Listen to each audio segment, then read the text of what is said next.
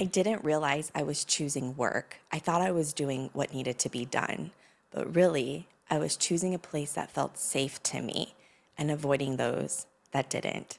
Hi, my name is Ashley Morena. I am the host of the Ash to Dusk podcast, where we talk about everything in between life from motherhood, leadership, entrepreneurship, hormones, parenthood, all the things. We talk about it here. And I want to say thank you so much. Let's dive in. This week, I am on spring break with my kiddos. I should say my kiddos are on spring break and I'm along for the ride with them. I committed to working 1 to possibly 2 days a week and taking the rest of the time off with my kiddos. Now, the old version of me would have really struggled with doing this. I would have found every reason to justify it to my team and to myself, to give all the reasons or excuses why I may not be able to take off time at spring break with my kids. And this year, I decided to do it. It was actually last minute. I just said, you know what? My kids are home and I am going to rearrange my schedule to be able to have quality time with them. And then I thought to myself, girl, you've come a long way. Have you ever thought to yourself, like you've done something and you thought, man, the older version of me, I would have never done that. And I thought, gosh, we need to talk about this because for most of my life, now I started working when I was 14 years old. I have found my value in work, my worth in work that I do.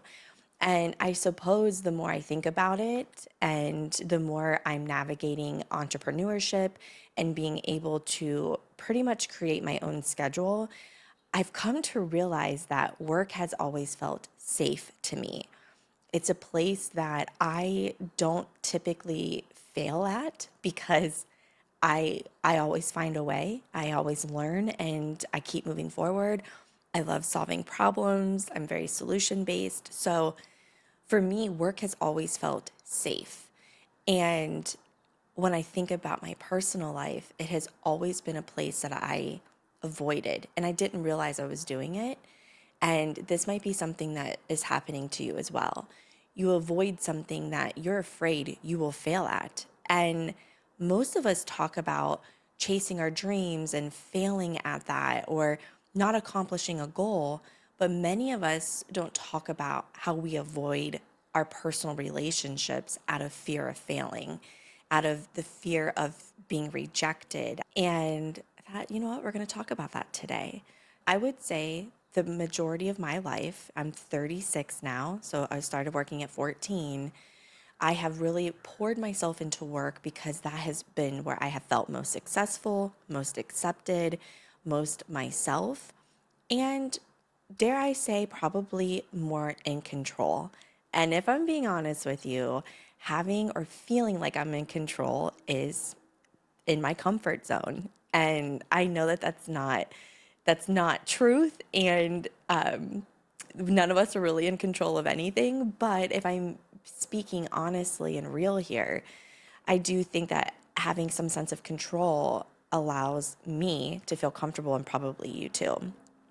And just over the last year or so, I have been able to set my business up in a way that has empowered my team to step into their role a lot more firmly and boldly and being able to take ownership and also allow me to delegate responsibilities that keep me from moving the business forward and also has kept me working nights and weekends because I was too afraid to maybe let certain things go or fully, honestly, just fully let go.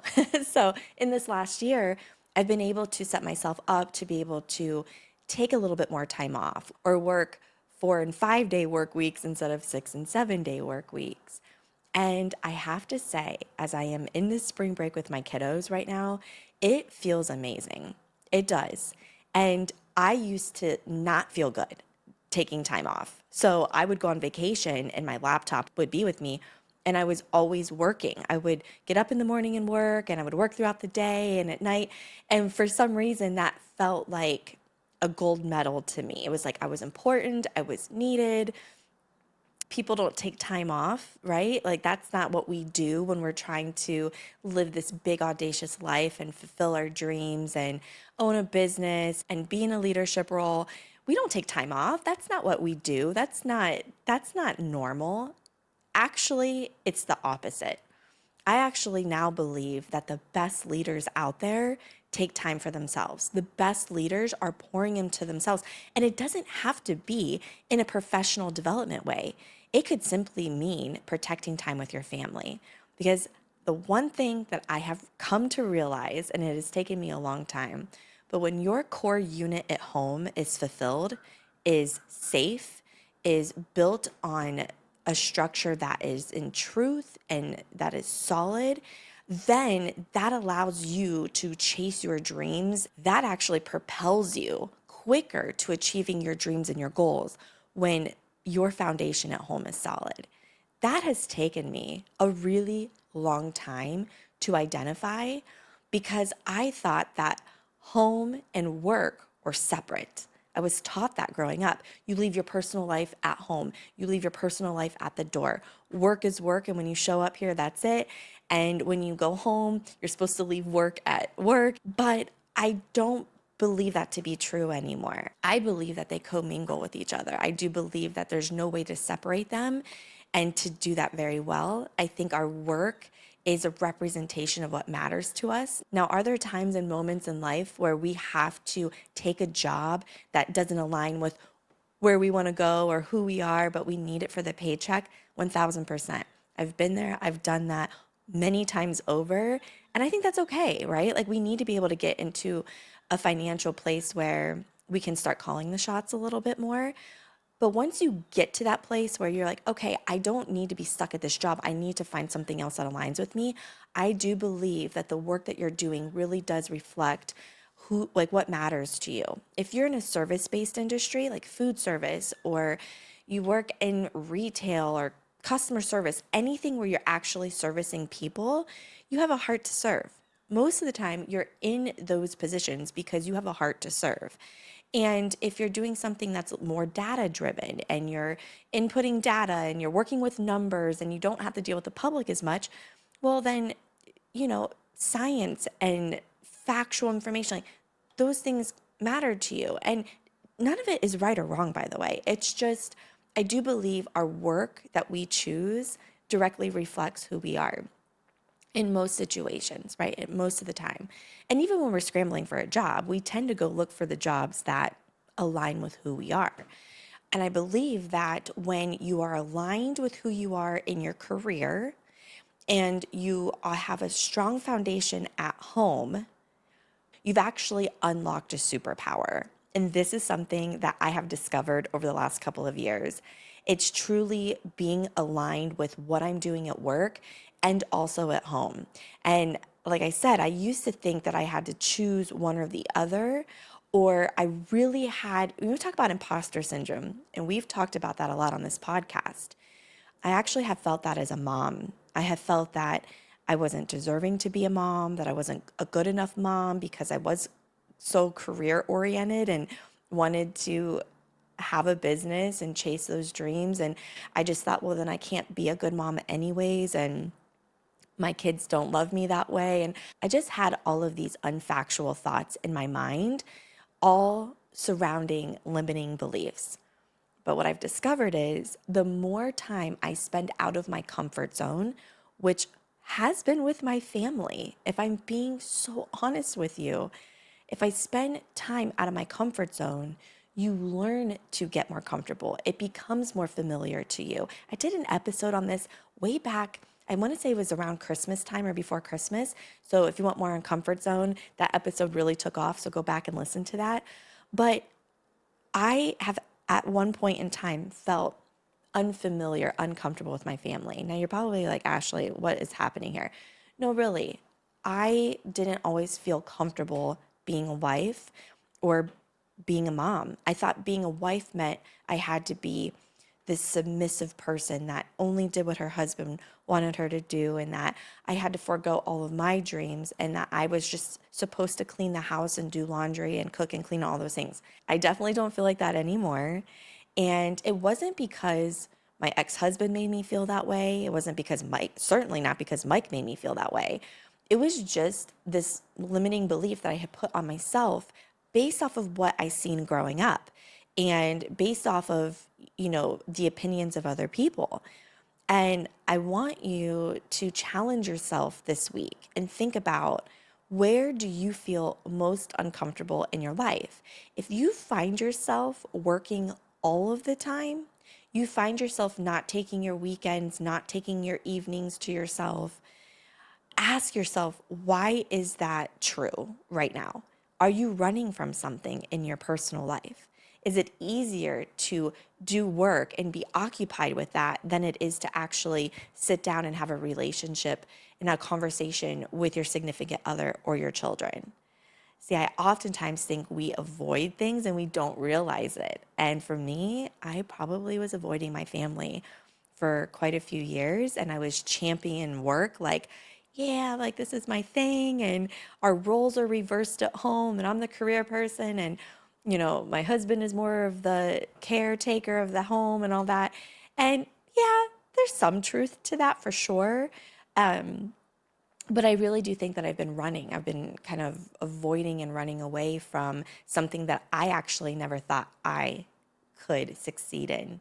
And that is being an excellent mom and a wife. And now it feels really good to say, I know I don't have it perfect. I'm not. I fall short all the time when it comes to being the best wife that I can be and the best mom. And I have those mistakes. But now I don't run from it. I just recognize, like, okay, I could just be better. And isn't that the point of any relationship we're in, whether if it's at work or at home? It's just identifying that, all right, we're not going to always get it right. But I love what I hear a colleague of mine in the school nutrition industry, Dan Elnor, fail forward. Just keep going, get up and try again. And I think oftentimes we correlate success with career, and we also correlate imposter syndrome with career, but we oftentimes don't talk about how that affects our personal life and our families. And if you're watching this and you don't have a family right now, you don't have a significant other, you don't have children, and you live at home alone, I still want you to challenge yourself and think about, if I'm working all of the time, that is, and I'm not even saying going to work. Like, you think about work all the time, you are doing work from home all of the time, then you are avoiding being alone with yourself and your own thoughts because it scares you. And I want to challenge you that no matter what kind of relationship you're in, whatever your family looks like, that you take time to sit with your own thoughts and to start pouring back into yourself, whether that would be reading or meditating, whether if that's going and hanging out with friends. Work is meant to be there all the time, but it's not meant to be something that we do all of the time. It's meant to be left at the desk. It's meant to be left on the job site. It's not meant to come with us all of the time. And yeah, I just had that revelation, I guess, this week. Probably not this week. I mean, I've been feeling that, but since, I want to say I was actually kind of proud of myself for just saying, I'm going to take most of this week off with my kiddos. It was unplanned and it felt really, really good. So, all right. So today's midweek moment and check in was a lot more about finding yourself and remembering that work is important and many of us are fulfilled by the work that we do. But in order for that work to be impactful for really generations to come, and for you to be able to pass on what you do to somebody else and bring up other leaders, it really does matter how strong your family unit is at home. And I do believe that both of them together creates and unlocks a superpower that only propels us quicker into living the life that we were called to live. So, all right, my friend, if you've stayed this long with me, please take a moment to like, share, and subscribe to the podcast. When you do that, it helps it reach the people who are desperately looking for a community where they can grow in. And I just want to say thank you so much for being here. And until next time, my friend, keep your light burning from ash to dusk.